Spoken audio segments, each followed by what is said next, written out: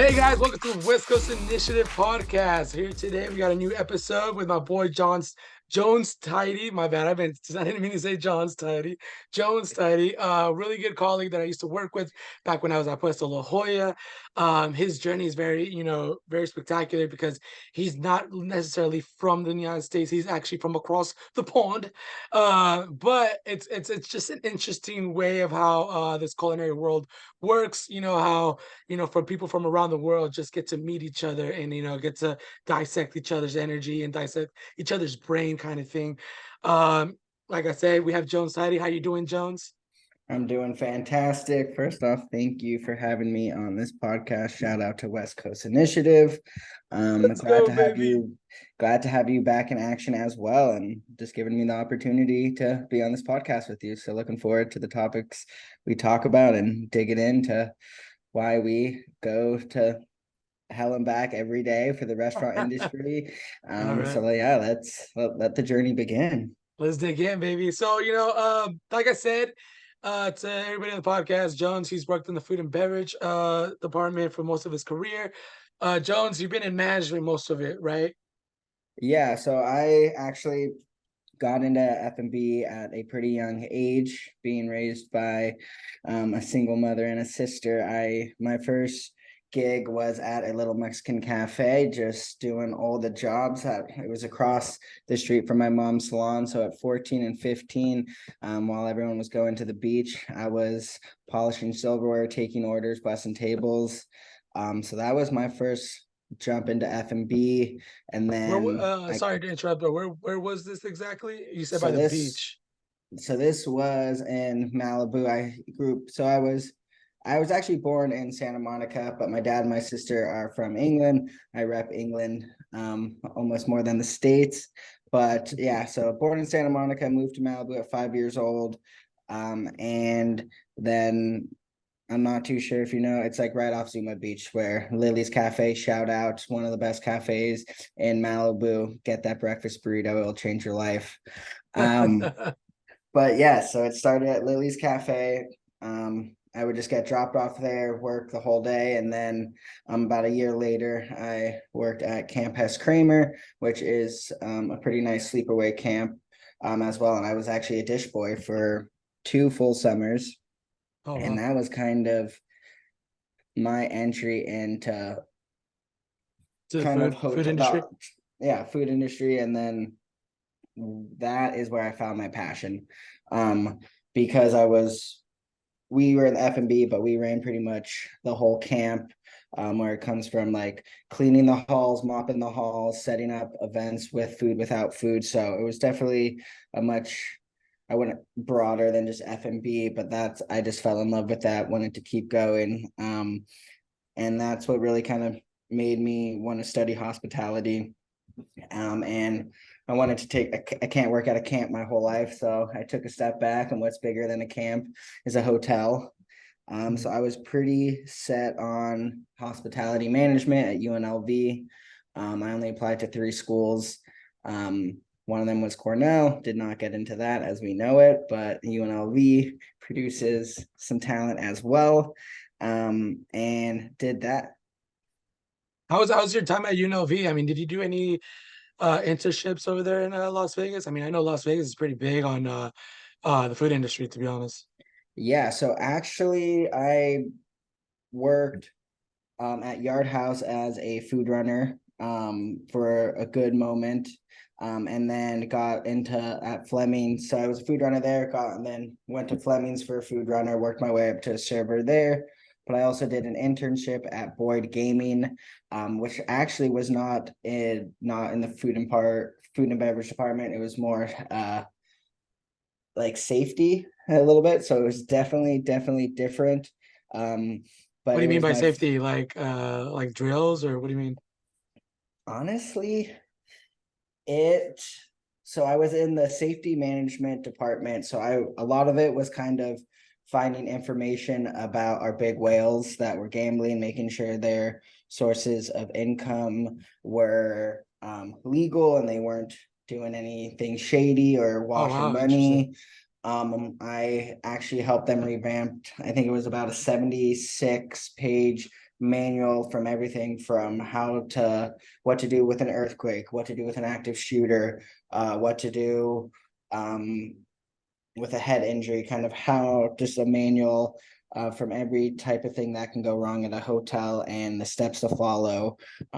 Active shooter, it's such a So you unfortunately know it's such all a those talk. procedures. Yeah, I mean, so you Yeah, know all those procedures then. Wow. Okay. Wow. That's it's really that's I mean, unfortunately, what you just said about the shooting, but that's a really good thing to know. I mean, good procedures to know because not many establishments like small establishments would know what to do in those situations.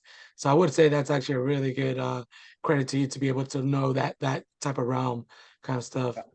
yeah. Safety is one thing that you have the bare almost the bare necessities kind of in place to get your operation to run, but there's you don't really know how to act until something happens. And that's kind of the biggest thing of being reactive, but now you got to be proactive to be reactive. Um, but yeah, that internship was awesome.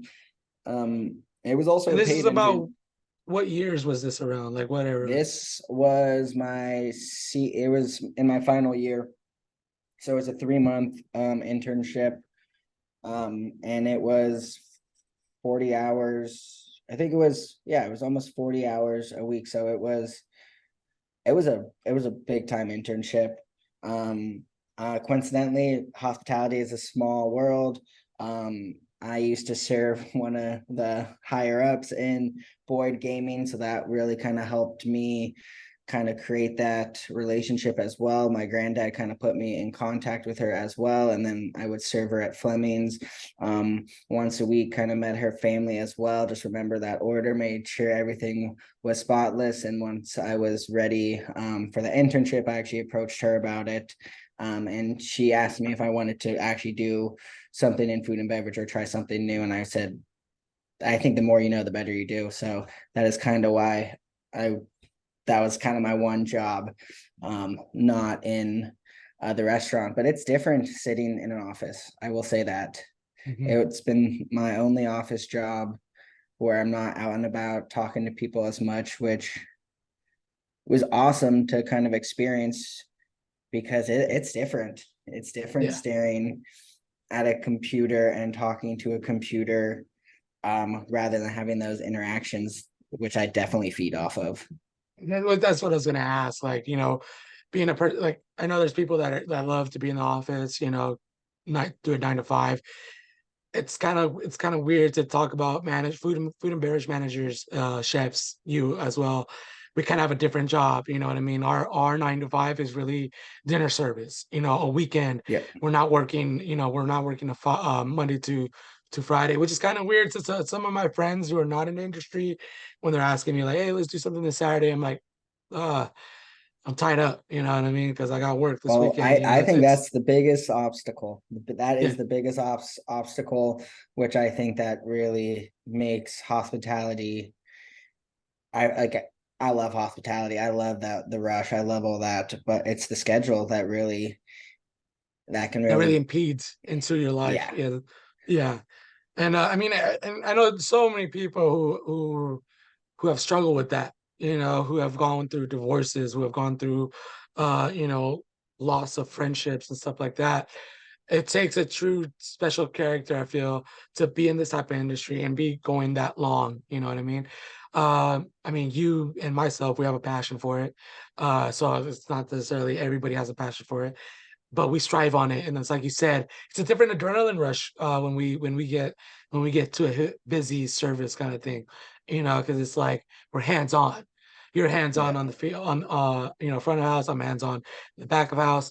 So it's a definitely a different adrenaline rush to compare to an office type of job. You know what I mean? Not saying there isn't. I'm sure there's some adrenaline rush to that too as well.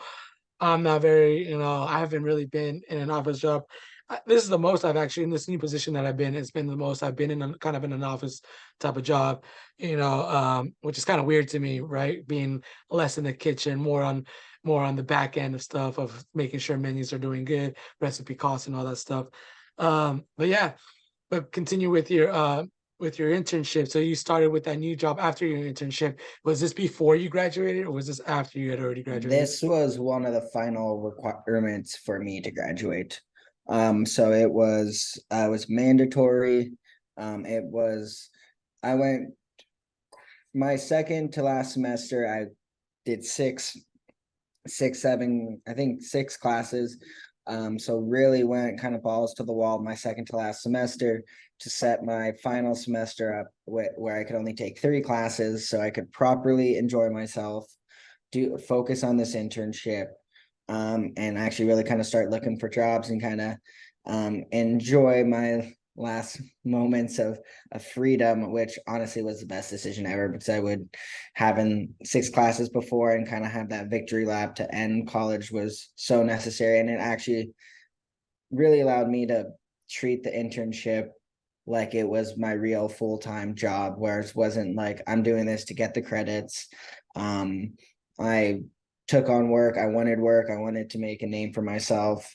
I wasn't the intern that kind of just lollygagged. When I finished something, I asked for more. I think investigating kind of the whales was kind of like a treat because they're like, okay, like this is a lot of classified information that you really cannot share. It was also a really big time when I think it was around 2017, where marijuana was kind of in that limbo with casinos. It was big deal, so it was making sure like a lot of their one of I can't disclose, but they owned like a corporation that was linked with marijuana, and we were like, okay, we have to see where this money's coming from, because Mm. if it's correlated and we get done with that and we know it's kind of in that gray area, we can lose our gaming license, and the gaming license Yeah, is it's a big thing. is it's humongous. Once it's gone, it's gone. And Yeah. board gaming has multiple hotels all spread out So throughout. just for the listeners to kind of understand. So in a casino, I personally I worked at Vegas Casino. Each casino at least has their own gaming commission. I'm not sure how Vegas works, if it's only one gaming commission. I know in California, each casino has their own type of gaming commission. And to be able to work in a casino, you have to pass through gaming commission and then be approved to work at a casino. It's kind of like its own separate entity in a way to be able to work in these type of facilities and hospitality measures. Is that how it kind of works also in Vegas? I assume so, because there's no way every cause I honestly I can't answer that. I'm not too sure. I assume it has to be by some type of shadow network, because there would be so many internal incidents, and honestly, just like any other company, it's a monopoly of Yeah, 4 or 5 big owners because owning like because MGM. I because I believe like the government, at least in California, from what they're trying to do is be kind of like a check and balances. Like tribes can have their own casinos, but you don't want them to also kind of like I don't want to say like back then in Vegas was like a mob run, you Yeah, know what I mean? You want to yeah, make sure that this money's coming from, and people that are going into the casino business is not either trying to launder money or trying to do something sketchy or shady. yeah. But I will say though, that's a Nevada take like the schooling system needs to take advantage of how much money casinos make. Um, Oh I know yeah. with UNLV, I think they got majority of their like how like the Radiator Stadium popped up. They're like, all right, you got to give some privileges to the UNLV football team, and I know a lot of things that they will share and spend their money and donate to UNLV, to kind of get around some of those Really? um, gray spaces or dark areas. But I will say though, like with that internship, I still was pretty young. Definitely could have dove deeper. But it was an opportunity. It was very different to sit in those meetings where it's a different type of creativity and a different type of stress, which it's tough to me. Like for me, I think my strongest suit is speaking, and being able to read someone's body language and cater to them. And it's hard when everyone's kind of sitting in a suit, and all you can really do is see their face instead of their body language. Like, I think being able to read someone just by looking at them is crazy, and being behind that screen, it's hard. It Yeah.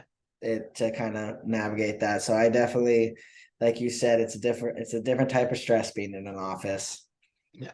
And And so going into your first food and beverage, management, which was where exactly? Was it Fleming's, you said? so no, so Fleming's, I was a server. So I didn't do any management till actually after I graduated. I graduated and then I joined the Voyager program, which is a management and training course held by Marriott. It is a very great program. Anyone that's listening, if you're studying hospitality, look into that. That really set me apart for um, it was it was a It's a good very, program. very, very, yeah. And it's by the Um, Marriott. yeah. When I went into that, I was pretty set in stone on being at a more elevated hotel. I really only wanted the Ritz Carlton. I said, put me at any location, because I got, I went through about 4 or 5 interviews. And then the final interview, they invited about 3 to 500 kids to San Diego. And then we went into speed interviews, where it started with group interviews of about 10 of us. And then it went down to individual interviews. It went speed dating, then individual interviews right there. And it kind of just got thinner and thinner and thinner. And honestly, I was walking, we were in between interviews, and you got a list of everyone's name of who they were and who they were working for. And Lisa Garcia was the director of human resources at the Ritz-Carlton Lake Tahoe. And I actually caught her in passing while in between interviews. And I was like, hey, I'm here because of you. I need to stop. I need to introduce myself. I know you have access to my resume. I want to personally put one in your hand. I want to work for you. I want to work for Ritz Carlton. Like, what do I need to do? And she's like, this is what you need to do. You need to stand out. Um, and I think out of all those kids there, me pulling her to the side, making her take my resume, and really just hounding Really, that. you really did that. That's crazy that you really did that. Because Yeah, I mean, like, not many people would do. I mean, I probably wouldn't have done that. Like, I don't know, just like that little scared part, timid part of me of like going to somebody like, I work for you, like, so bad. But I mean, I guess you got to do that, right? Like you just said, she just said you need to stand out. yeah, you gotta know. I learned something. Everyone talks about the more people, or it's about who you know. It's not about who you know, it's about who knows you. You got to take it one step further. You can know everyone, you can know someone's name, but if they don't know you, it doesn't mean anything. Yeah, So that's a good one right there, dude. That was a really good one right there. yeah, I learned that. My mom, it's also stems from my mom. My mom taught me, worst they can say is no. Oh, they say no, you try again. Dude, that's And they funny. say, My mom always told me that too as well. The worst they yeah, can say is no. It's crazy. and you say no, and you suck it up, and you move on, and you try again. And yeah, I shot my shot, Lisa Garcia. And I think about 4 or 5 days later, after coming back from San Diego, I got a call because they, at the end, you said top three hotels, top 3 locations. I put Ritz Carlton. And I did put other 2 options. I'm not going to say I only put Ritz Carlton, but I was very, very adamant, and I put anywhere for my location. And they gave me my number one choice in Tahoe, That's which, sweet. and that's where I went into my management and training program. So tell me about It the Ritz Carlton a little bit, actually, because I know that the Ritz Carlton is very prestigious. I've worked at the Hilton in Torrey Pines, La Jolla, and it's a very nice hotel. But I've always heard, when I was in the hotel kind of industry too, I've always heard about the Marriotts and the Ritz Carlton being a really good, one of the greatest hotels to be at. Tell me a little bit about that. Tell me a little bit of your time at the Ritz Carlton. The Ritz Carlton was amazing. It really set the foundation for service. Was it made you not look at it like service. Like you looked at it as a passion. It was all about catering to the guest. And one of their first things is if someone asks you a question, you say yes, and the next question is, what is the question? Something kind of along those lines where it's make it work.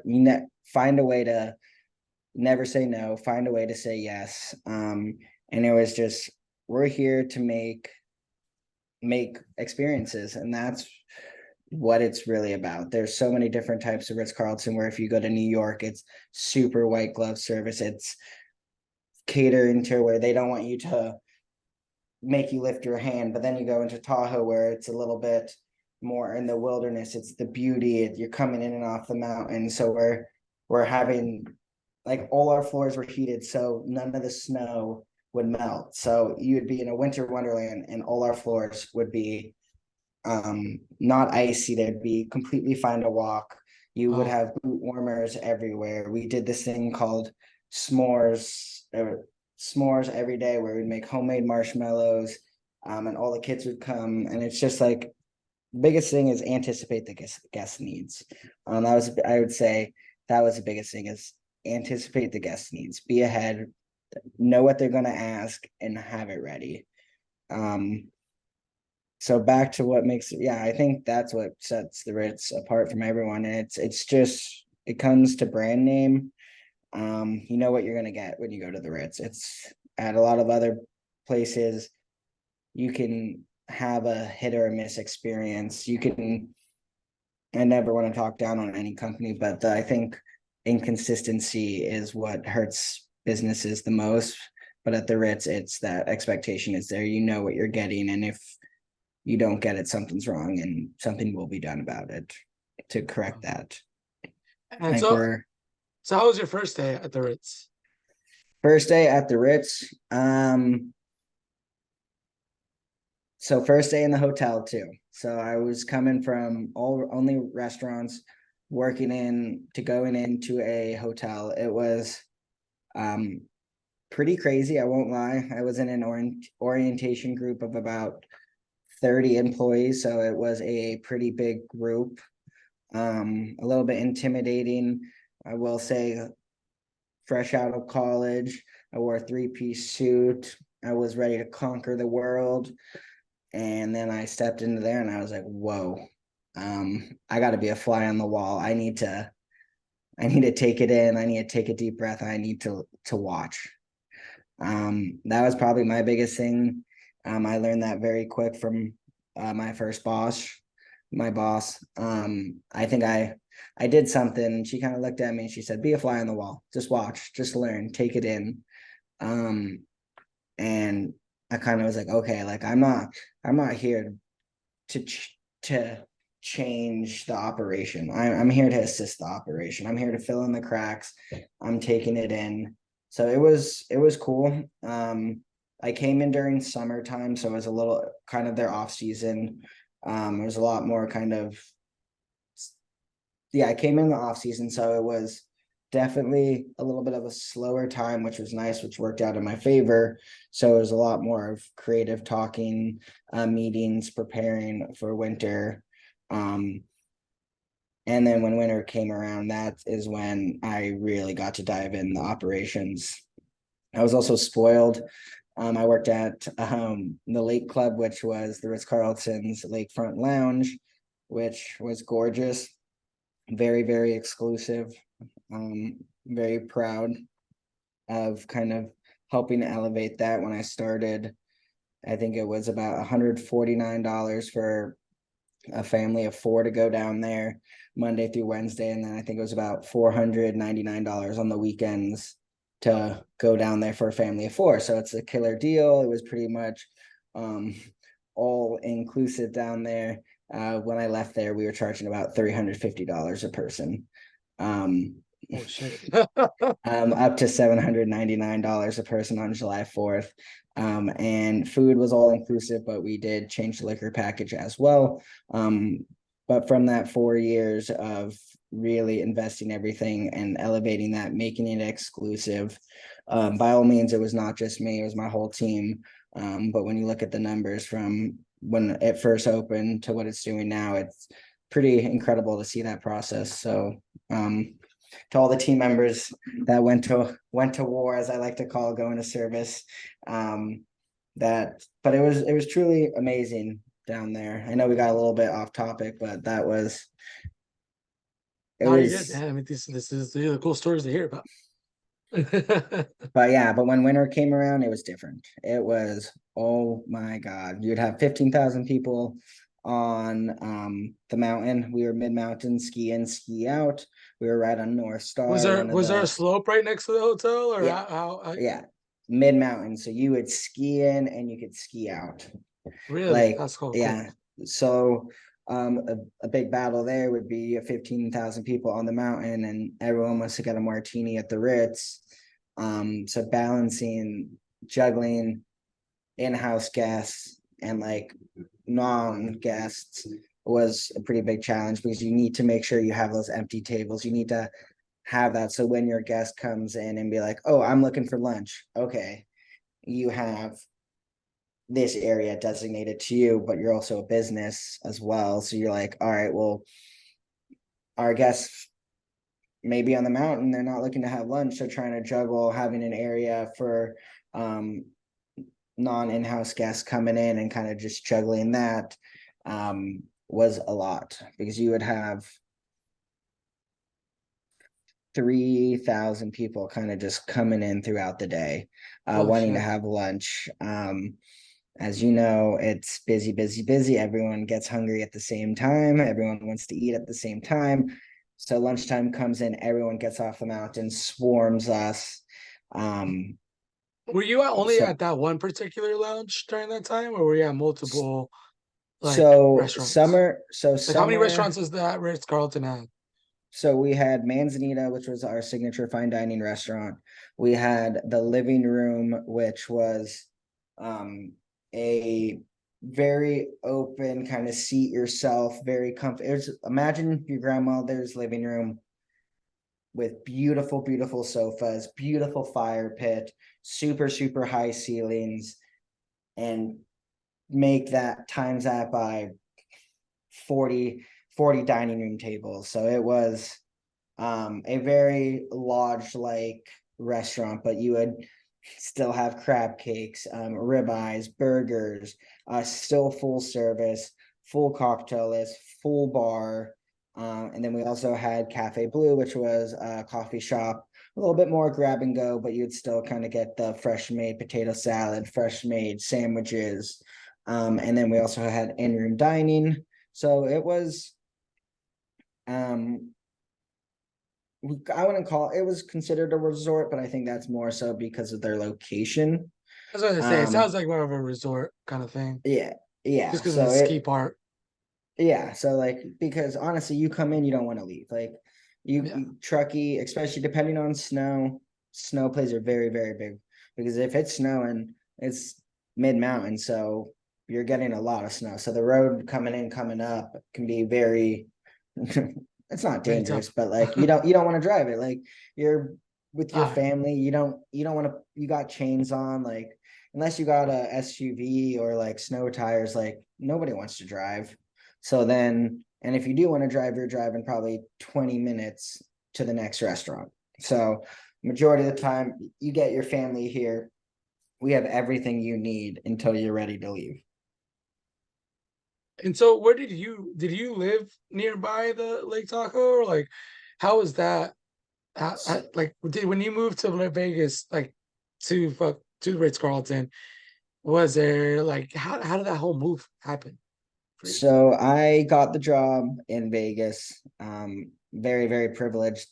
Marriott moved me out. So I Oh, they moved had, you out. yeah, I had You a very, lucky. yeah, so I had a pretty nice stipend. I had movers. Um, the Ritz, they styled me out. Yeah, so Nice. Man, I should have worked at the Ritz, man. yeah, so yeah, I stayed at the Ritz for about 2 weeks as well.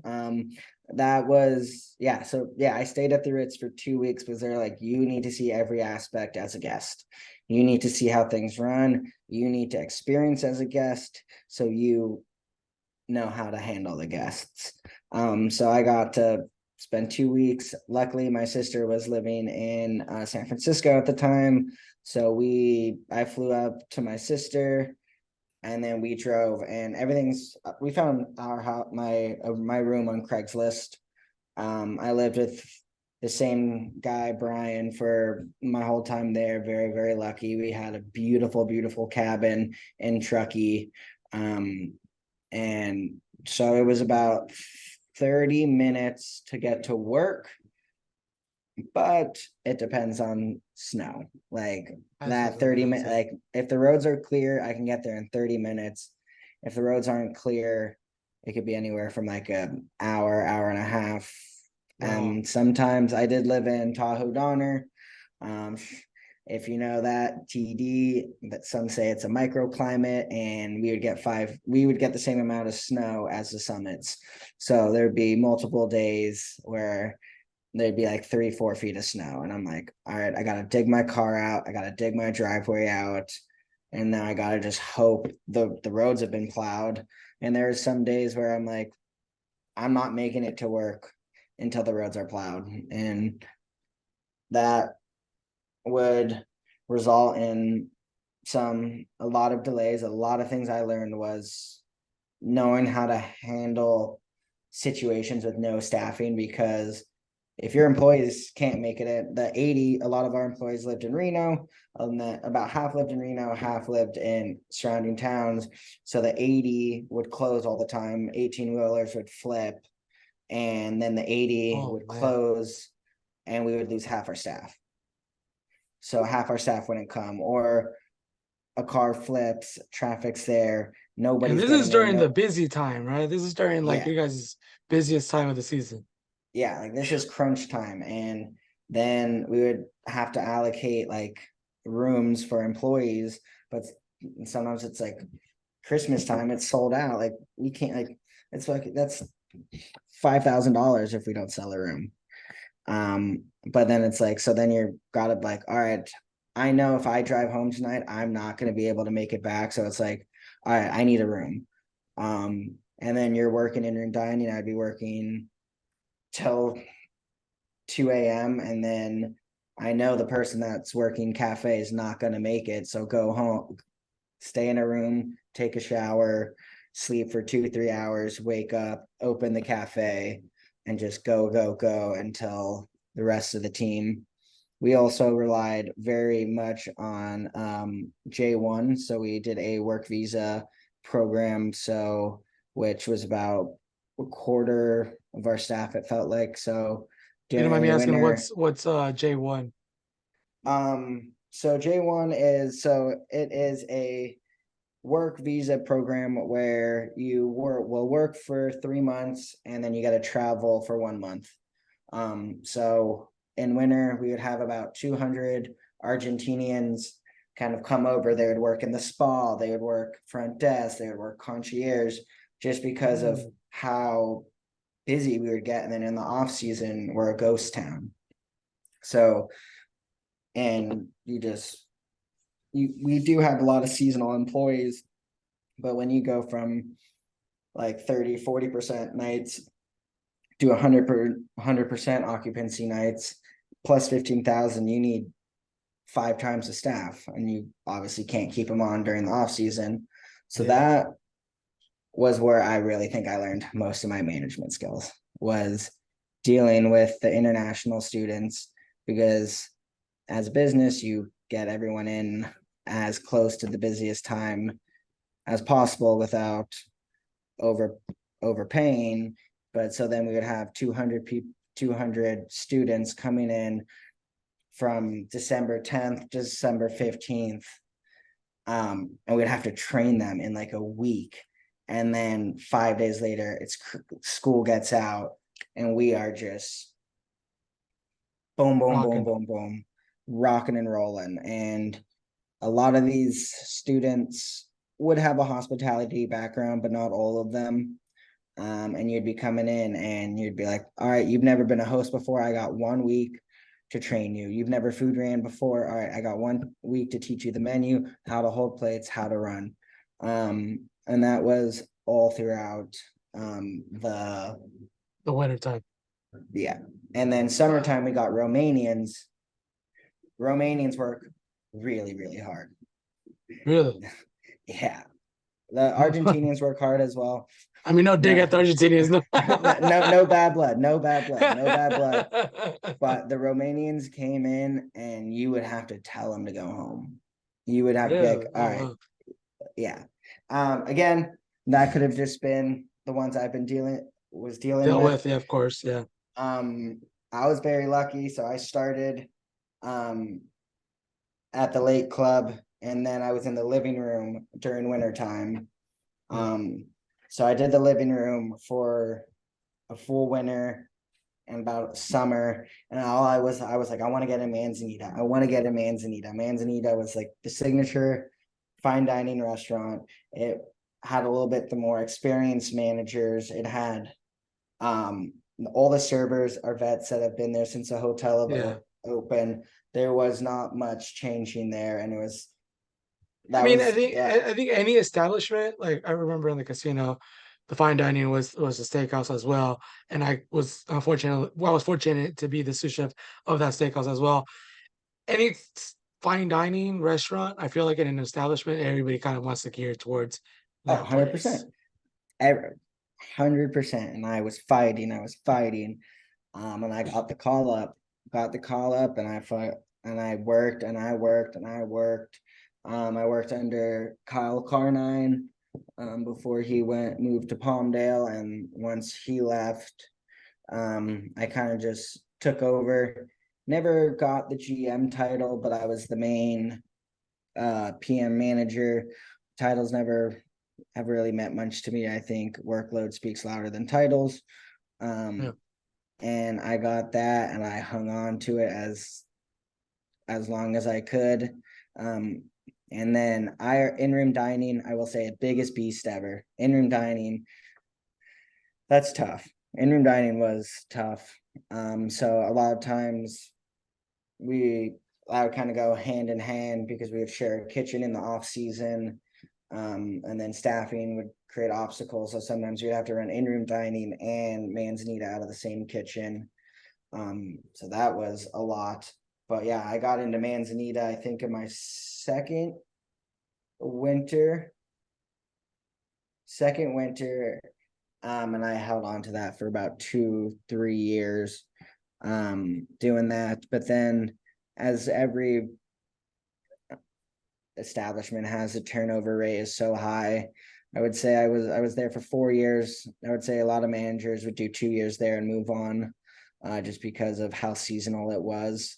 There was a lot of opportunities, but I loved I loved it.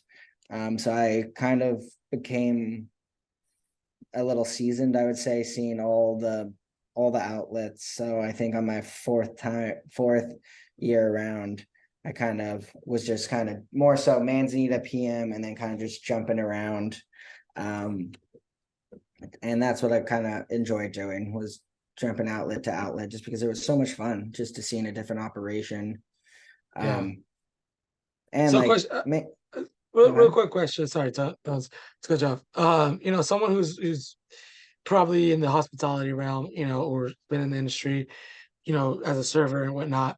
There's been people like, for instance, in chefs world, some chefs have gone to culinary school. I per se, I've gone to culinary school, and I saw the benefits in that as well.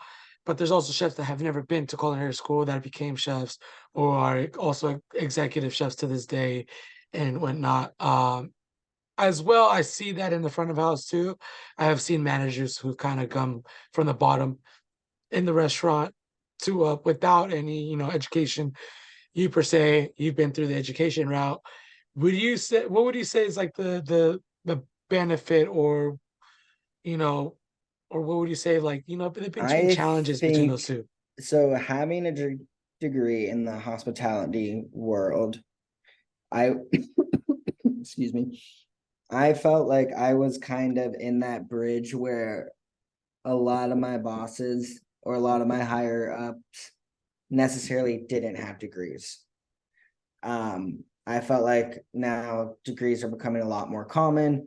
Hospitality management is a lot of people are now studying it. So it was very weird. What I always like to say is it always helped to start the conversation. But after it started the conversation, there was never much follow up, honestly. If I could redo if I could change one thing, it's tough because I will say my degree got me the Voyager program, and that is what got me to the Reds. So nothing like it's hard to say that, but You can't, you wouldn't regret it. I mean, of course, yeah, can't regret it. Yeah, I wish I went to culinary school. I wish I went to interesting. school culinary school first because I feel like that's a lot harder to learn and to kind of like for me, like I'm learning something new at work every day. Like, yes, I will say more of the financials. I will say I learned from school, like accounting, all that stuff. I really learned in college, and now as I get higher up, more involved in those conversations, I can really make those connections from an operation standpoint. I don't really think school taught me a lot, um, Yeah, and I feel like I could have learned and benefited more by going to culinary school, learning that aspect, seeing it from a chef's culinarian's perspective, and then learn front of house as I go. yeah. Um, if I could redo that, I think that'd be the best because I think all hotel managers that I've worked with either have a culinary background or a numbers background. I know that's pretty much the whole industry, but it really seems like they either really know food or they really know numbers. Um, and I feel like I'm a little bit stuck in the middle of that because I'm so like food and beverage based, but I don't have much to speak for my numbers except what is on my resume. Mhm. While I still know food, but if you compare me to a chef's creativity in the kitchen, he or she's gonna walk all over me. Um, so and it's Are obviously you a having foodie guy? yeah, I would like to say I would hopefully this doesn't hurt me.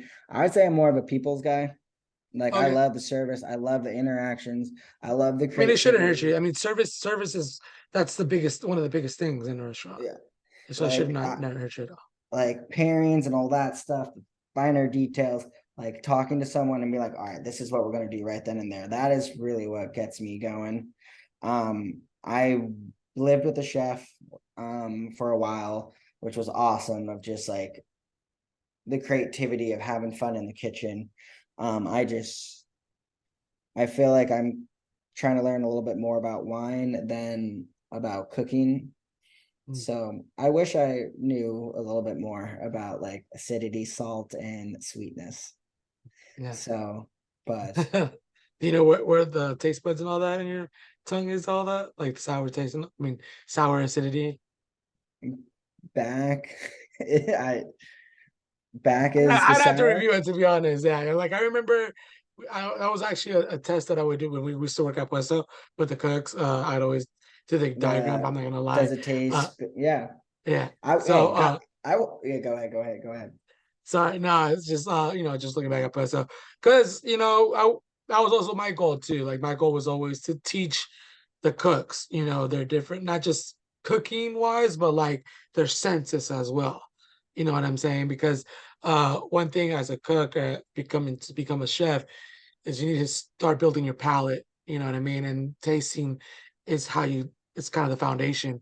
I always used to tell the cooks, and I still tell the cooks to this day. You gotta taste everything, taste it, and understand what you're tasting as well. It's not about like, oh, does it taste good enough for today? No, understand what you're tasting. Understand why this onion goes with this, or the cinnamon spice goes with that. But yeah, that kind of retrospect of like teaching wise is pretty cool, and how you can kind of like leave your mark with cooks.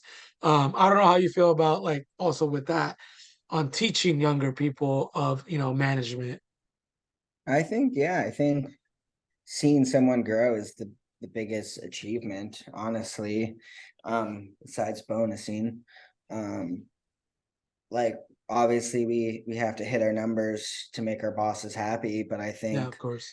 um seeing someone grow from like well promoted someone from server to bartender, now he's a strong bartender, something as little as that is they're amped on life, they're doing it. I think especially when you see someone go from host into busser into food running into serving, you're like, know what, like I've worked with you for 2 years. You started off as walking into a restaurant with not much experience, and now you've learned every aspect, and now you're serving.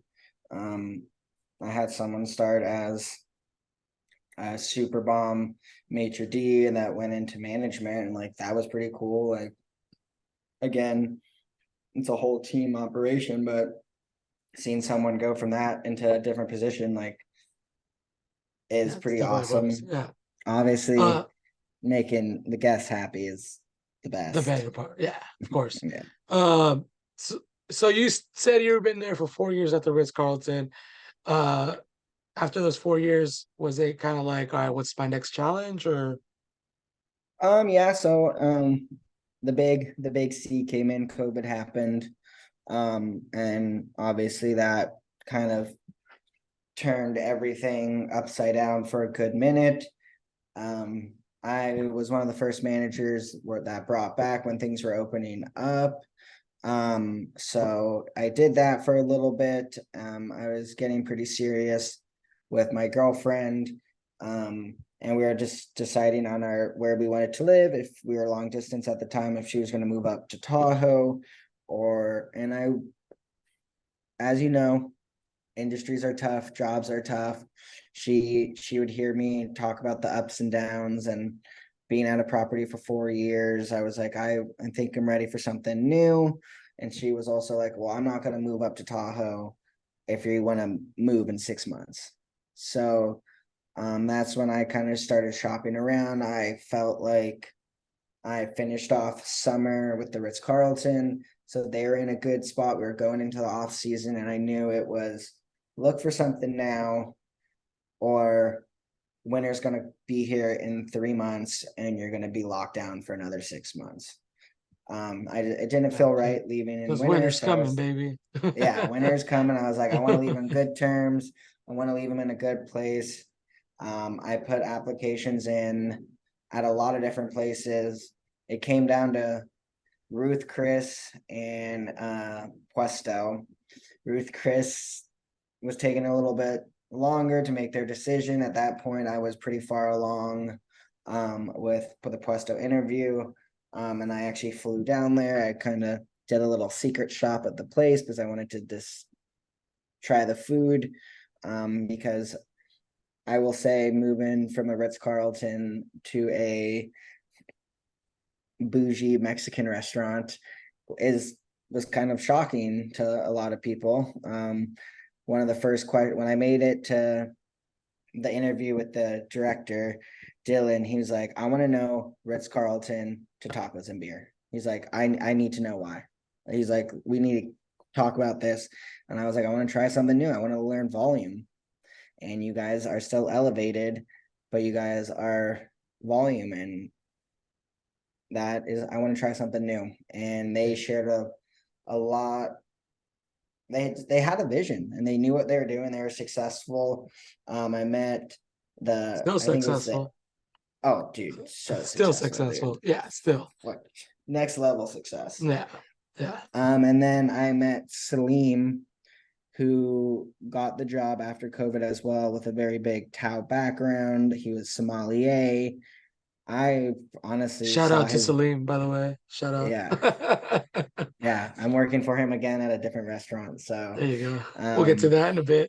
yeah, so his vision was just like, this is, I was like, wow, okay, like I share the same vision as you. You're see something in this restaurant. It was also pre-COVID times. I'm not gonna say I had offers left and right, and I was picking hats. And I wanted something that was financially stable too. And Puesto kind of checked all those boxes. Asked for them to move me down. They said no, but shooters got to shoot. And then I showed up and I did a year and a half, and it was awesome. It was the year of pivoting. It was the year of coming out of COVID where you could you were just trying new things to get it to work. Decks were popping up. We had a killer deck, which was the biggest blessing. We doubled. I'm not gonna, I came in after the deck, but like doubled the seats. And we found ways to make it work. We put Business plants was in front booming. of, yeah, business was booming. They did margaritas to go when it was allowed. Questo specializes in tacos, but they're like, let's do burritos. Tacos don't travel, burritos travel. Let's push burritos. Just finding the yes. And Dylan kept saying, pivot. We are pivoting. This is the year of pivoting. Like, we have the What is budget to what does pivoting mean? Like in his vision, if you don't mind me asking. pivoting, or was making it work. Like, you're gonna try something and it's not gonna work, and you gotta try something else. COVID is no longer an excuse. Like, COVID is Okay. here, COVID is to stay. Like, what are we gonna do to get around it, to make it work? How do we make people feel comfortable? We are gonna continue to try to do things to make it work. And we would come into work, masks, no masks, masks, 6 feet, no more 6 feet. People that are completely over COVID, people that are still super scared about COVID. And it was just pivot. If something's not working, something's not clicking. I'm trying to think of some like smaller little thing. It was more so just keeping morale high of like, all right, we're doing it, pivot. And that was the word that stuck with me. And as you know, being working through COVID, dude, restaurants took a toll. Like, Yeah. it took a hit. People were getting worked to the bone because of people that wanted to work, people that had to work, where it was like, and then you would get someone from out of town and they'd be like, oh, I don't believe in COVID. And you're like, well, I'm sorry, sir. Like, I'm not gonna get shut down because you don't believe in COVID. Like, Exactly. to each their own. Like, that was a big thing at the Ritz Carlton too. Like, there were some big money people that were paying a lot of money, and I would have to give them a steak with in a to-go box. Like, what? Like, you want me to give, or like, we had Dover sole. It was $68 Dover sole plate. Half of it was just the beautifulness of the plate. You want me to put that to go? And that person, like, and then you just Okay. be like, I can't put it on a plate, but there's a plate and a knife right here that I'm not looking at. I'm sorry, we're Yeah. past some things, but like, yeah, like that was tough. I will say, coming to San Diego, people are so happy here. People are generally nice, and we're a lot more Is it a very big understanding. culture difference from here in Tahoe? I would say so. I Okay. think so. Like, the thing that really kind of, again, it all comes with price point, but anytime you are filling waters at the Ritz, no one moved their glasses. You would have to hit the craziest angles to fill their water glass. It still drives me nuts to this day because I don't want you to move your water glass. But San Diego, everyone moves their glasses closer. So it's just like quick four pours rather than Okay. like reaching around someone. So like, that is just kind of the nicest and quickest way to put it. But I feel So like, yes, so you said Puesto's, obviously I worked at Puesto too, but you mentioned that Puesto is very high volume. What do you say were the biggest challenges for you coming into Puesto from going from the Ritz-Carlton, of course, more prestigious and whatnot. But Puesto was more high volume, even though it was bougie tacos, but we were pushing tacos. You know what I mean? So what were your biggest challenges going into to Puesto that you had I to think adapt to? picking your battles, picking your battles. Um, I will say I am an overcompensator with comps. I still struggle with that a little bit. because I had so much financial freedom at the Ritz to make it right, that if one thing went wrong, I'm like, all right, send him 2 glasses of champagne. Here at Puesto, okay, we're dragging a taco or something. We're 8 minutes, 10 minutes late on a reservation. Take a deep breath. The guest is not irate. So that was probably my biggest obstacle, was picking my battles, and not just overcompensating with like, give them this, give them that, like, because half the time they're not even thinking about it. So that was a pretty big thing. But yeah, just just I don't want to say like, I'm just trying to figure out how to. Yeah, I think the comping was pretty big. Like I had to pull in the strings pretty tight there, but it was also a different level of staff too. It was, but again, this is where I think the international students really, really helped me grow because of working at Puesto. Our 9 times out of 10, our host was coming in with work experience, but no food and beverage experience. We were taking the risks on food runners and bussers strictly on their work ethic and energy they brought to the table, rather than when we were at the Ritz, we were like, okay, what's your restaurant experience? If you don't have any restaurant experience, like, get some experience and come back. Like, so there's a lot more taking risks with people, and so that was a pretty big thing. And then, but when it comes to like volume, you're gonna love this one, overseeding. But again, that same thing. Yeah, I remember those days. It's just like, fucking get them out. The filet taco's coming. Drop all the filet you got and just grab and twist, grab and twist. Yeah. Um, but again, I would sink my kitchen at the Ritz all the time too. It comes in, Yeah, but everyone wants to eat we at had seven. we had some really good times at Puesto though. I mean, Oh my God, I love yeah, Puesto. yeah, I we went we there we 3 days ago. I oh love nice, hell Puesto. yeah. Went to La Jolla? Yeah. Hey, LJ that's till awesome. I die. There you Shout out to go. West though. West at HQ though. No, everybody at Puesto is pretty cool. I mean, and nothing but love for them. It was definitely a different change in my career as well. Definitely impacted me a lot. Learned a lot about myself as well at Puesto. The limits of what I can be, the leader that I was, as well. Uh, and yeah, it was a really good time for me at Puesto. Obviously I had to do different kind of course in my life. I'm always trying to go progressively better than for myself. I'm always pushing for those challenges, which is why I took this position that I'm in now. Because I thought I was ready for this at the moment.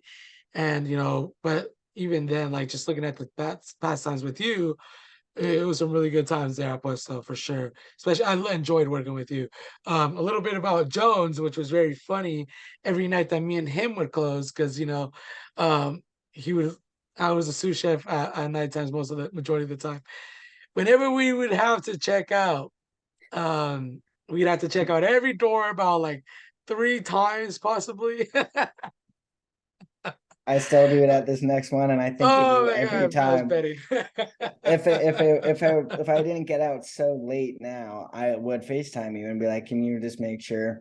And I will say that the reason the front door is loose at Puesto is because Was it's banging my on them. He was just making sure that it was locked. That's the only thing. yeah. And then it But was funny because we would have the door one check, door two check, door three check. no So matter yeah. what, even yeah. Hey, that's you always the sandwich, baby. Start with something good, end with something good. Oh yeah, dude. So walking in, I loved Puesto.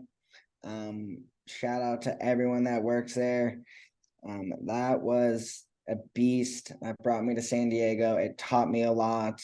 I learned a lot. It was awesome. They are just so successful at what they do. Like that just shows you good product with a good idea. Yeah. Honestly, that's really like that's Yeah, it. that, Like I that know that it. story is really cool. Their story is really cool how they started to, from Chef Steen, who I believe he was just catering for the Adlers and the Lombrozos, and just blossomed out of one idea just to open up a shop, and now they have all the down California all the way to the Bay Oh, Area. they're taking over. It's gonna be the biggest, most successful taco chain. I'm sorry. Like I still question myself for leaving Puesto. I won't lie. Why would I leave something that's so successful? I ask myself sometimes every day. I'm like, why would I leave this operation? But I wanted to learn something new.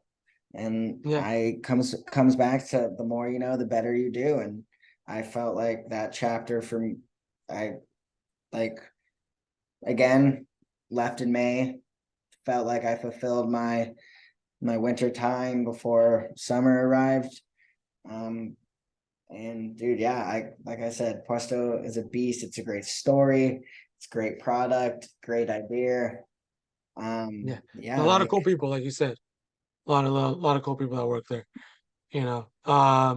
I was very proud of that team. I believe La Jolla was the only one that's Michelin recognized, I believe, right? yeah, Michelin recognized. Yeah. Um, Even their being there food, for the opening of Marisi. Marisi was pretty cool too. yeah. If you are in the San Diego area, check out Puesto La Jolla and Marisi. Oh yeah. Honestly, I've only had dinner once at Marisi. It was spectacular. It was beautiful. One of the best martinis I've ever had. Could be due to stress at work, but but yeah, I mean, that I'm not they're gonna lie, both it over. was good times, but stressful nights too. But And I mean, that comes with the job. That comes with the food and beverage job. Uh, so you were at Puesta for about a year and a half. You said. yeah, Uh, you're you said you basically kind of like, all right, what's the next challenge? You learn from the Ritz, different part of yourself. What did you learn the most about yourself at Puesta? Puesto. I will say I always thought fine dining was the best of the best. Was like you make it to fine dining, you made it. Puesto made me. You got an operation, you can make endless money. The profit margins at Puesto, unreal. The streamlinedness, unreal. The food cost, labor cost, everything that you want was there. And that was pretty eye opening to me because I was like, you don't need to be fine dining to make money. You don't. Like maybe the servers might make the most money, but I'm not a server anymore. Um, even though I think about going back every day, but hush hush, JK. But no, seriously, to and the thing about Puesto, I got to see the numbers. I got to see the numbers. I really felt like my voice had an impact at times. Um, and like we would sit in, we would have those monthly recaps, we would have those bar meetings where we would talk about things. And I felt like since it was a smaller company, my voice was a little bit louder. Again, they had their execs, they had their people in place. But being more involved in the back end of things, which I didn't necessarily get at the Ritz. The Ritz was a little bit more operational. The only thing I really had control was I got to help create the cocktail list. The chef made the menu, um, and I dealt with labor. But at Puesto, it was like, all right, like sometimes creating a taco, help offering insight, dealing with reps, like, oh, you got a rep, like we got this new local additive free tequila, like texting Bo, texting Derek. It was a little bit more It was involved. weird, right? Because like Puesto's kind of it's not a corporation still, but like it's a small business slash corporation. So you're getting the small business part of it, which is why you're seeing more numbers compared to an establishment, which is a hotel. The people who are really seeing the numbers is the accountants. Yeah, Just in retrospect, because I remember when I was working at the steakhouse at the casino, I wouldn't really see too much of the numbers until I started working, like you said, at Puesto. I started seeing actual numbers, and how yeah, a business gets run, to be honest. Not like you yeah. said, how a successful operation gets run. yeah, it was just mind-boggling, and like just will not talk too much about the physical numbers, but you look at it and you're just like, oh my God, like if I do start my own restaurant, which I hope to do someday, I don't know if I would want to start a fine dining restaurant. Unless I have like I don't know. Like I feel like I It's would not have to start. necessary. No, exactly. Yeah. Like that's where the passion is. If I can start a restaurant, franchise it, and start racking cash, kind of like Maurici, and be able to have a behind like a passion and be like, all right, I got the finances from this restaurant. Let's try something new and go into the fine dining. Yeah, I would love that. But I think if I had to start myself, it would the margins are just a little bit easier to hit at a different style restaurant. Yeah, no, definitely. And so your time is up at what's coming up at Puesto. Um, you know, I know behind the scenes kind of wouldn't want to say much, but there was another opportunity for you to join, and you kind of joined the opportunity with the Tao group, Lavo. Going back a little bit to more precision dining, kind of Italian dining. Can you tell me a little bit about that? Your kind of transition into Lavo. Yeah, definitely. Um, so I what played a very, very, very big role was back to Salim. Salim Salim, shut is up, what shut up, Salim. exactly. So I, Salim I worked at wish. Sorry to interrupt, dude, but I really wish I worked with Salim a little longer. He was one of the managers that did interview me, and he, before joining Puesto, I really saw a lot of good things about Salim that I like. His professionalism is one of the things that I think I admire most from him. And this he's one manager that I wish I would have worked with him a little longer, just to dissect that brain kind of thing. Because I also see him as a very strong leader. Because he's also a very strong work ethic person as well. oh Like I don't, yeah, he's a Salim doesn't monster. stop working. Does not stop working. So he as you know, as we just talked about, worked together for I think about a year, maybe a little bit longer. He left and went to Tao. He did his thing. We kept in touch. We kept talking.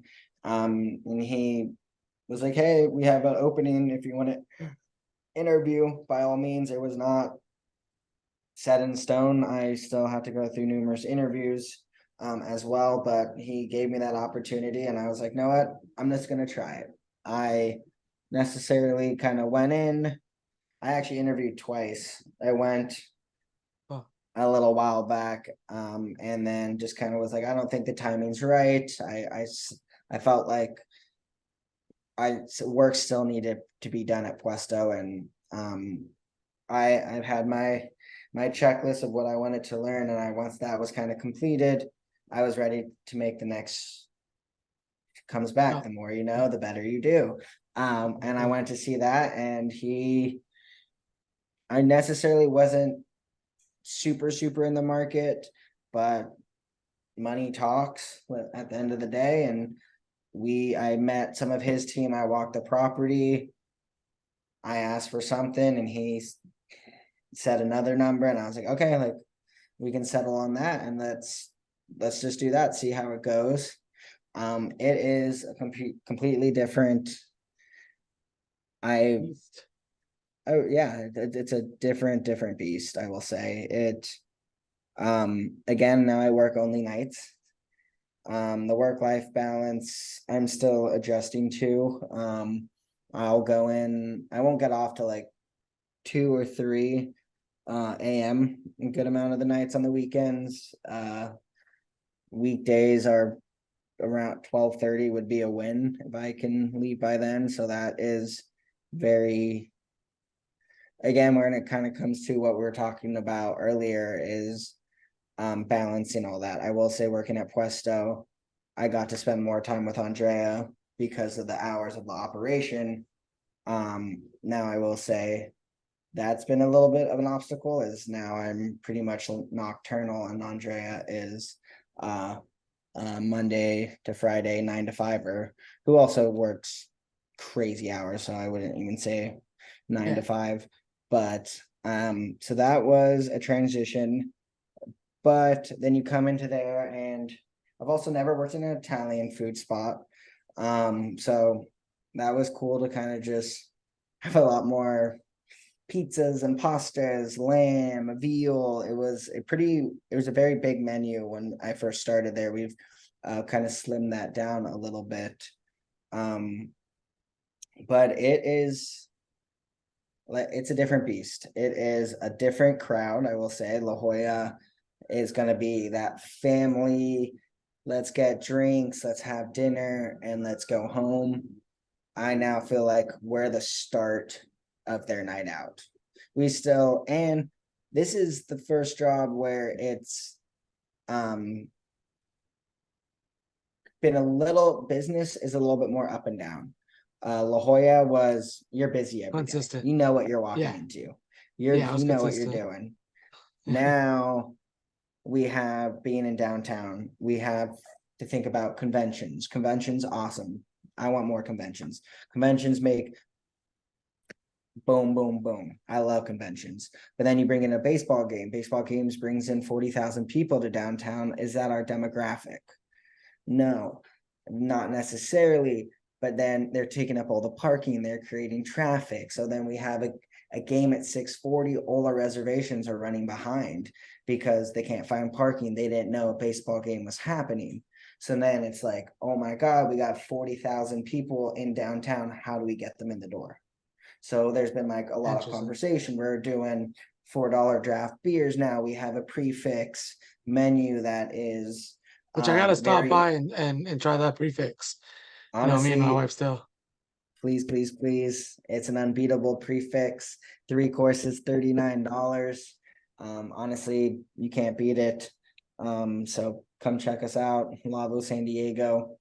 Um, but yeah, it is a lot more of like, all right, we're Monday through when conventions are in town, it's going to be a lot more suits, business cards. It's going to be bigger parties, walk in bigger parties, 8, 9. So it's like, okay, like as you know, we can build tables, we can turn a 4 top into an 8 top with flaps. So it's like, all right, you gotta save these big tops because we know an 8 top or a 9 top's gonna walk in. We know these guys are gonna be using their business cards. They're gonna be ordering the silver oak.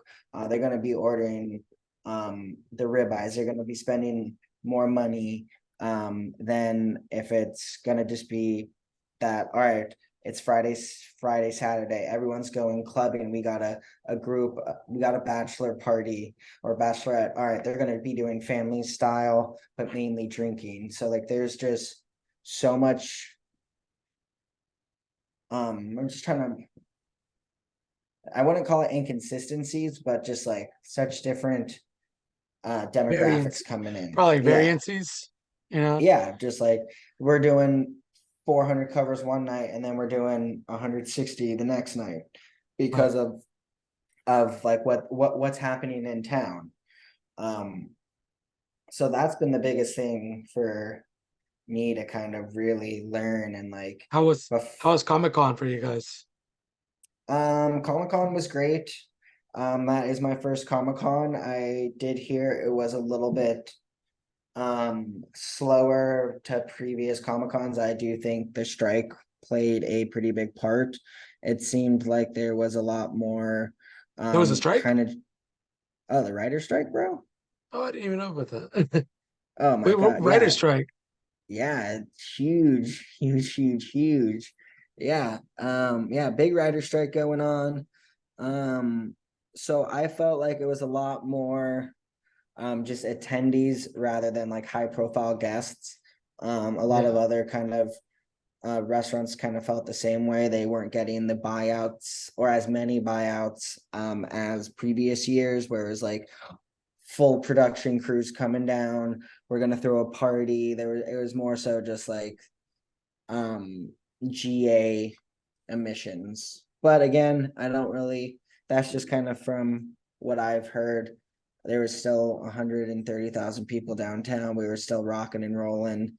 Um, I love cosplay. I think that's awesome. I was very new to the cosplay game, but people just like this is my life. I love I love Liverpool. I love watching Liverpool, and these guys and girls were dressed up as their favorite characters.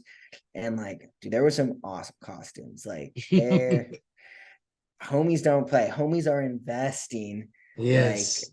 Comic Con is fun. it, It's good. It's even just to walk around. You don't even have to go into Comic Con, but just like the people watch, like it's I'm not gonna lie, it's pretty cool because all the costumes that they wear. Sometimes I feel like they go far and beyond even Halloween. oh, it's I don't like to call I don't think it's a costume. I think it's an outfit. Like Yeah. I know that that might mean the same thing to someone, but like like I don't even know how to comprehend it. Like I don't know if they're hopefully you guys are listening to this. It was a Darth Vader, Austin Powers inspired outfit. And then he had the two blonde girls with the machine gun No way. tops. And dude, full on feathered, hair done, glasses, fake machine gun tips coming out. Um, they were the one person I snuck a photo at because was I had to keep my cool, but I was like, all right, this is how I go. This is how I go. And I don't know if you guys are listening to this, but you guys won fit of the year. Fit of the year. So, so you're what are the new challenges that you had to deal with at Lavo that you kind of like had to like quickly adjust to? You know, I mean, obviously you just said the variances of like how much flow you guys get, but I'm referring to as in like service wise, because it's Service never wise, timing. Timing had to be pinpointed a lot more. We had a little bit more freedom of timing at Puesto where tacos could hit with guac and appetizers on the table. Now we're clearing, resetting. Timing is everything. I think timing is what makes a meal good. Obviously, you have to have good food and good cocktails, but you can have great food, great cocktails, but if timing's off, it's off. Like if your entrees come, you wait a long time for your apps and then your entrees come, you're like, what the heck? Like that's not good. Or your entree, you got your apps are like you don't want overlapping, but you also need to make sure you don't have too much gap. And we're at the point now where it's like we have that time, they're paying that price point where they don't necessarily need to reuse a plate. If we have time to get the new cutlery, let's get the new cutlery. We have dishes that require a steak knife. We have dishes that require a spoon. There's just a lot more of those kind of smaller details that can't be missed. But I think timing, just getting that timing down, timing was very hammered at the Ritz. So that was a good adjustment period from the service. Um, and then just reading the guest as well. We kind of already touched on of the different clientele and just relearning that team, just spending a year and a half talking about tequila and now we're talking about wine. So I was definitely rusty on my wine game. So having to read the wine Bible, touch up on the pairings, allergies are always crucial no matter where you're at. So just learning the new allergies, learning also being Italian. I don't think there's any vegans in Italy. I don't think you can be vegan in Italy. I'm not sure. But like being in California and running an Italian restaurant, you're like, okay, we gotta create some vegan dishes. Like, so that's pretty funny where I'm like, all right, like, yeah, we're in California. Like maybe we should so we got vegan items. We got vegan items, but That's like at funny. first it was like, okay, like you can have this or that. That's funny. So but learning that new team, I will say my team's a little bit older, a little bit more experience. Um and coming in, If you don't mind me I asking, how big is the team at the one in downtown? Like as manager we was. Manager wise, Salim is a GM, Sergio is the AGM, and then myself and Simone are operations manager. Gotcha. We run obviously dinner 7 days a week, brunch on Sundays. So we try and run two managers during the week, 3 to 4 during the weekend. I will say Slim gives us our days off, 2 days a week.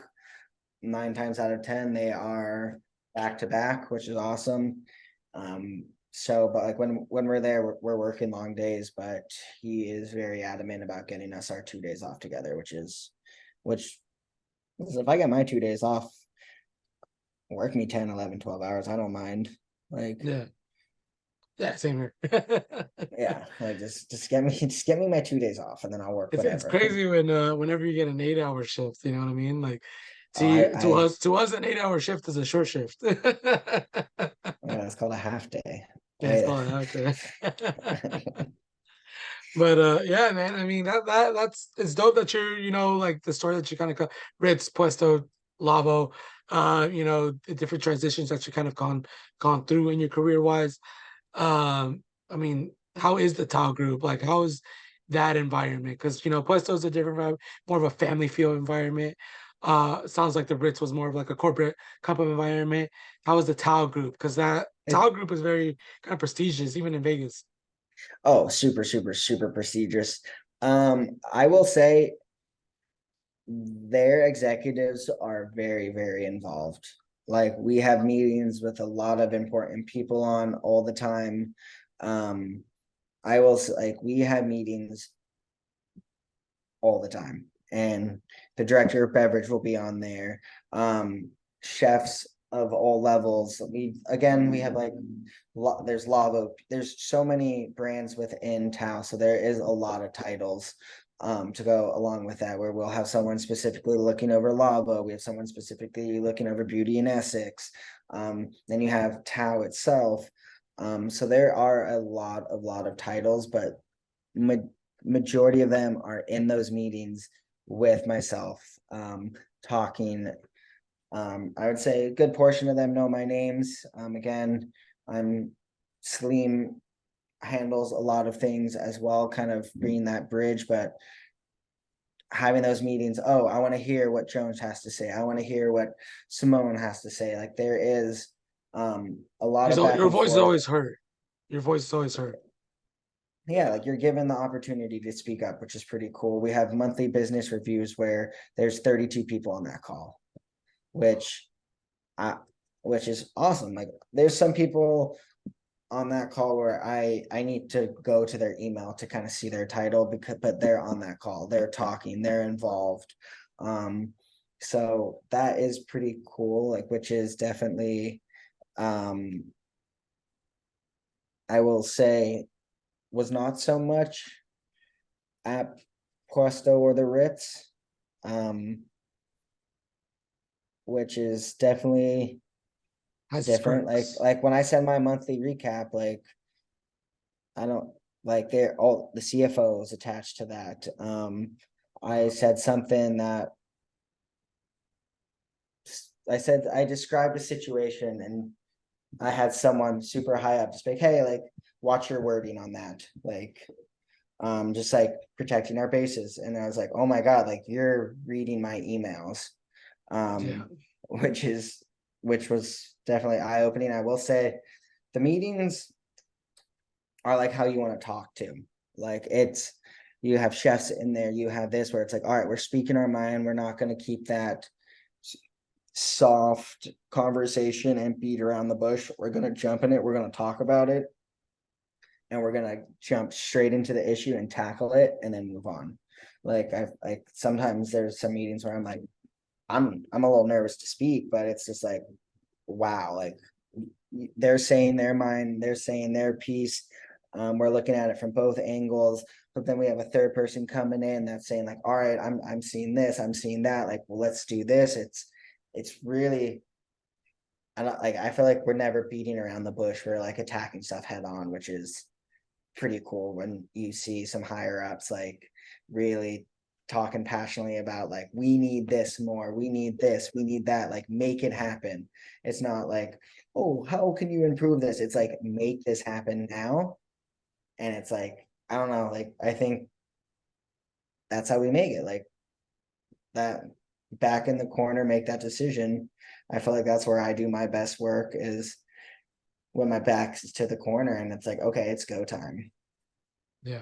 So that's pretty cool. And like Tao, it's also I It feel like sounds they like it sounds like you can move up a lot too in that at the Tau group. I mean, you're talking to so many people. It's kind of like what you said earlier. It's not also who you know, but it's how you are known. You know what I yeah. mean? And it sounds like your voice is getting heard quite a bit from the higher ups too. You know. I will say there's a long way to go, but I Yeah. you gotta Not speak, you saying you're gonna be gotta CFO tomorrow, but hey. yeah. But But I mean, it's how much you put into it is what I'm saying. Is how much you're gonna get known to in within that company. Um, yeah. and that's exciting for you, dude. I mean, well, my next question would be like, what is your next challenge? I know you're still at the talk group, but yeah, I don't know if it's been a year for you.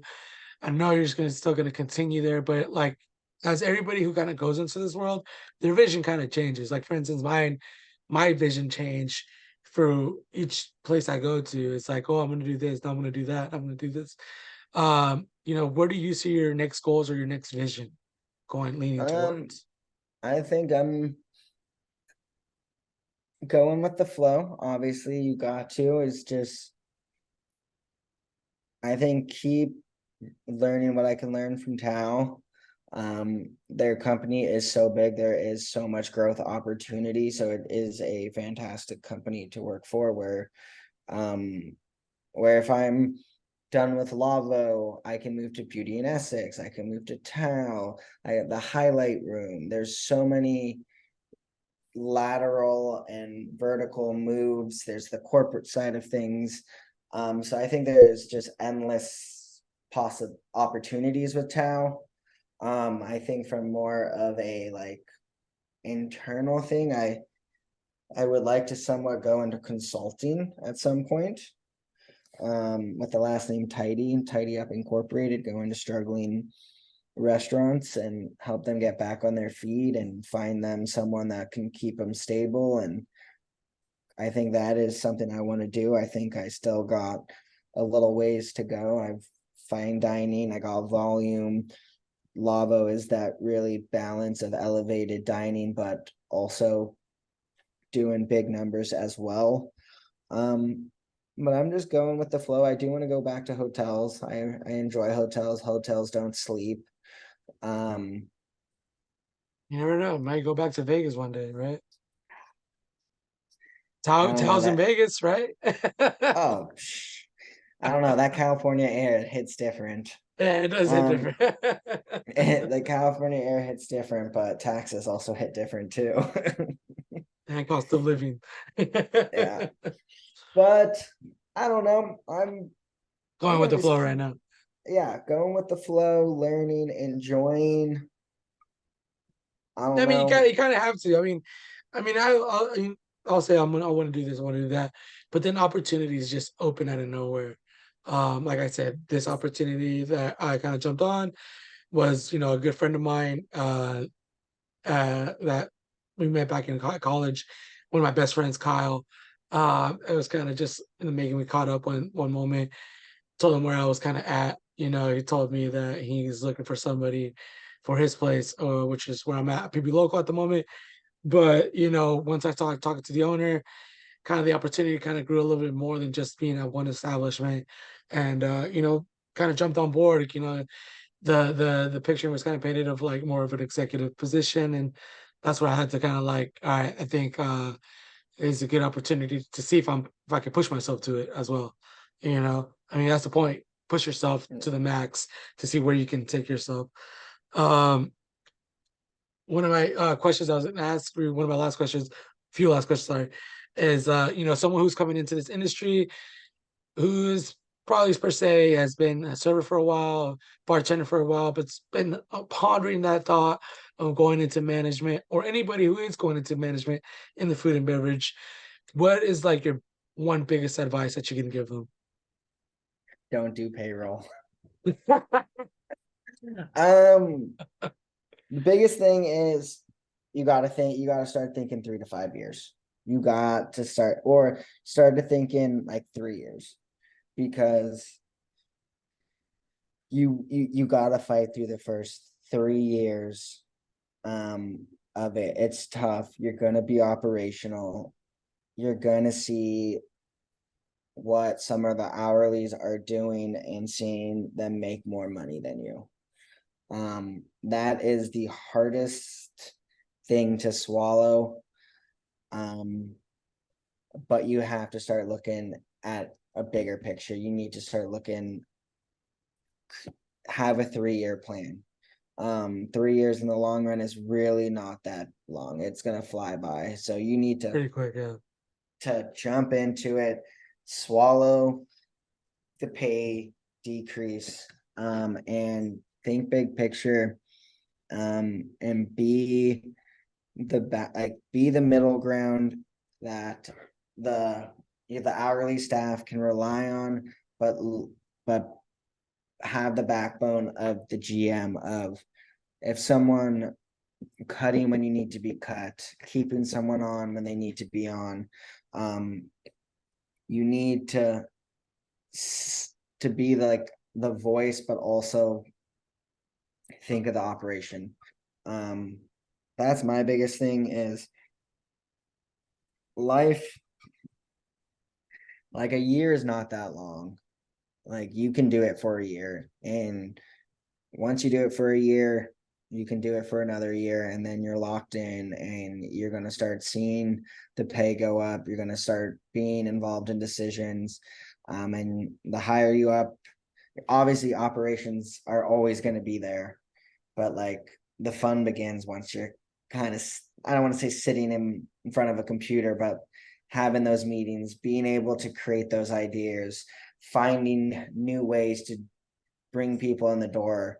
I feel like that is where the fun begins, and the dollar bills start to come. But I think it's a 3 year plan. No matter what industry you go in, you're gonna be used, you're gonna be abused. Um, but enjoy it because a fun day of work is not really work. There's many days where I talk to a lot of happy guests, and that is my job. That's perfectly And then put. there's other Perfect. days. And then there's other Yeah. yeah. Way to end it like that, right? And then there's other Yeah. days. So going back to retrospect on, your career wise and coming from the bottom, as you said, like as a dishwasher kind of thing, back in Malibu. What have you think that you've learned the most about yourself throughout from back then all the What way to now? um I think, oh my god, what That's deep, huh? yeah, that is deep. Well, I think you gotta care about other people. You gotta truly care about other people. If you don't care about other people, this is not the industry for you. Like, I make a mistake, I feel bad.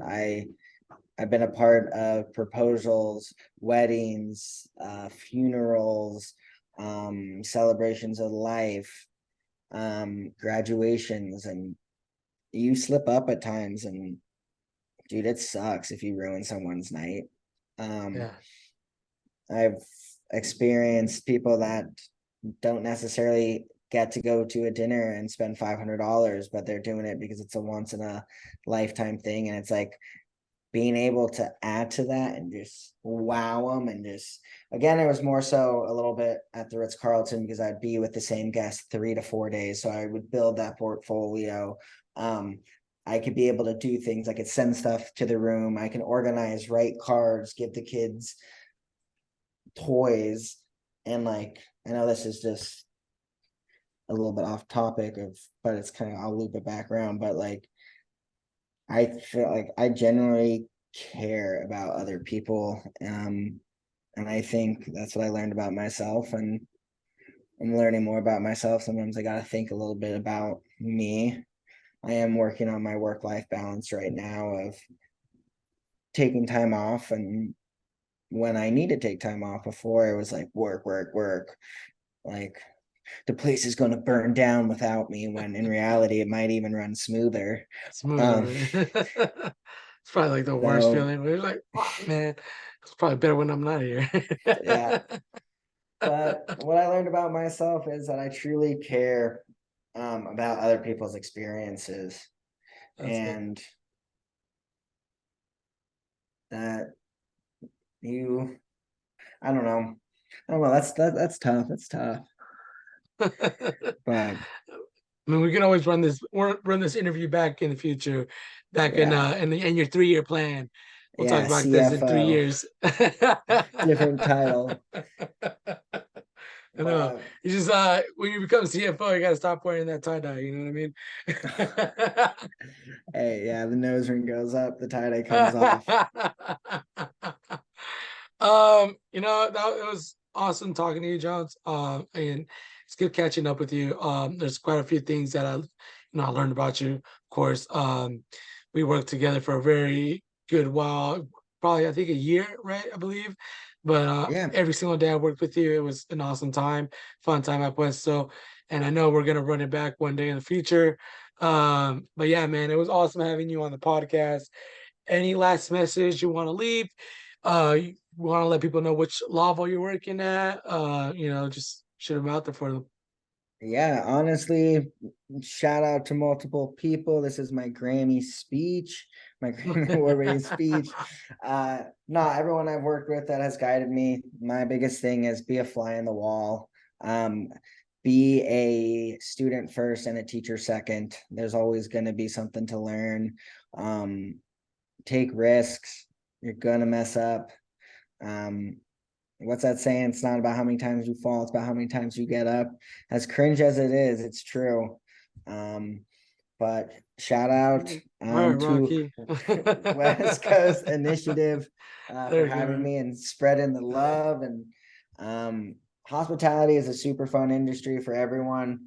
I think everyone should do it. I think everyone should be a host or a server. It's tough. Be nice to them too.